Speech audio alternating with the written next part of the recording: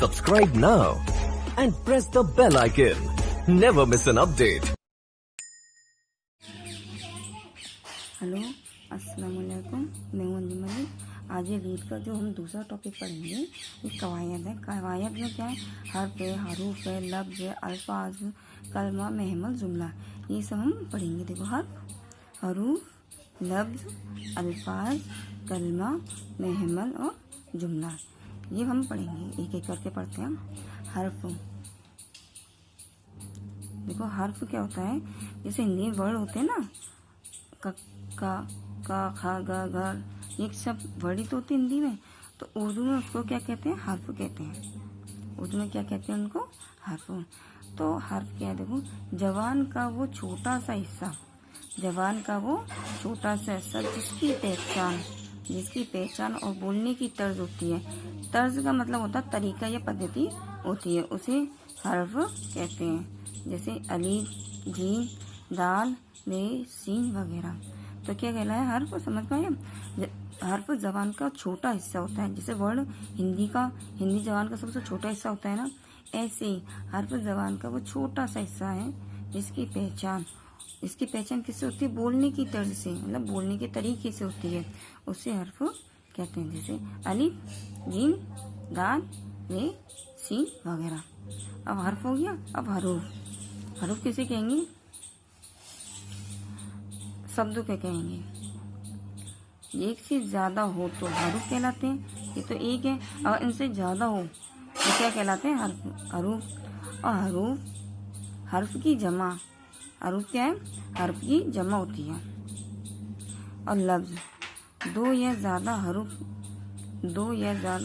हरूफ से मिलकर एक लफ्ज बनता है। दो या ज्यादा हरूफ से मिलकर क्या बनता है? एक लफ्ज। जैसे मीम में सीन, तो एक और दो से, मीम में से, तो मीम एक हो गया, से दो हो गया, अलिफ तीन, लाम चार। तो ये मिसाल है, इसमें मिसाल बन गया।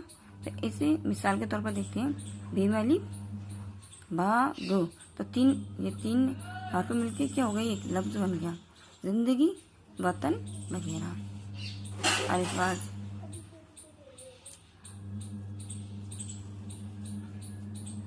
अल्फाज एक से ज्यादा लफ्जों को अल्फाज कहते हैं। एक से ज्यादा हर्फ को हरूफ कहते हैं और एक से ज्यादा लफ्जों को अल्फाज कहते हैं। लफ्ज की क्या है? जमा। लफ्ज की क्या है? ये जमा। और कलमा देखो, जिस लफ्ज का मतलब या मायने जाहिर हो उसे कलमा कहते हैं। जिस लफ्ज का मतलब या मायने जाहिर हो उसे क्या कहते हैं? कलमा। मिसाल के तौर पर देखते हैं। पानी पीने के लिए होता है, रोटी खाने के लिए होती है, कलम लिखने के लिए होती है, शरबत पीने के लिए होता है वगैरह। तो इन जो मिसाल है इनसे हमें समझ तो आ रहा है किस बारे में बात कर रहे हैं।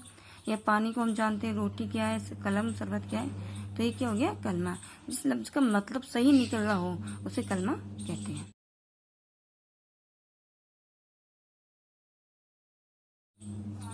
Subscribe now and press the bell icon. Never miss an update. ना हो, जैसे इसमें कलमा में क्या था? जिस लफ्ज का मतलब हो।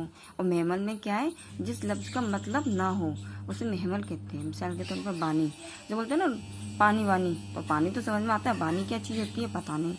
रोटी भी समझ में आती है कि रोटी खाने के लिए होती है, बोटी का पता नहीं। बलम, कलम, बलम, तो कलम का बिगड़ा रूप क्या कर दिया? बलम। शरबत का बरबत, तो ये क्या है? महमल है। ये महमल है। तो इनका क्या है? महमल। तो इनका कोई मतलब तो निकल नहीं रहा है। जिस लफ्ज का कोई मतलब ना हो उसे महमल कहते हैं, और जिसका मतलब हो उसे कलमा कहते हैं। जुमला, दो या ज्यादा अल्फाज को इस तरह इस्तेमाल किया जाए कि कोई बात समझ में आ जाए, उसे जुमला कहते हैं।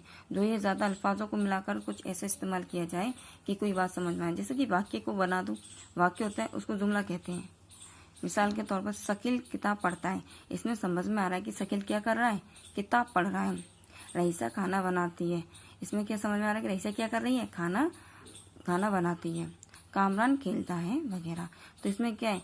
अल्फाज उस तरीके, दो या ज्यादा अल्फाज इस तरीके से इस्तेमाल किए जाए कि कोई भी बात समझ में आ जाए, मतलब कोई भी जुमला इस तरीके से लिखा जाए कि वो समझ में आए। इसमें पता चला कि शकील किताब पढ़ता है, रईसा खाना बनाती है और कामरान खेलता है। तो ये क्या होगी? जुमला। तो जुमला को हिंदी में वाक्य कहते हैं, उर्दू में क्या कहते हैं? जुमला कहते हैं।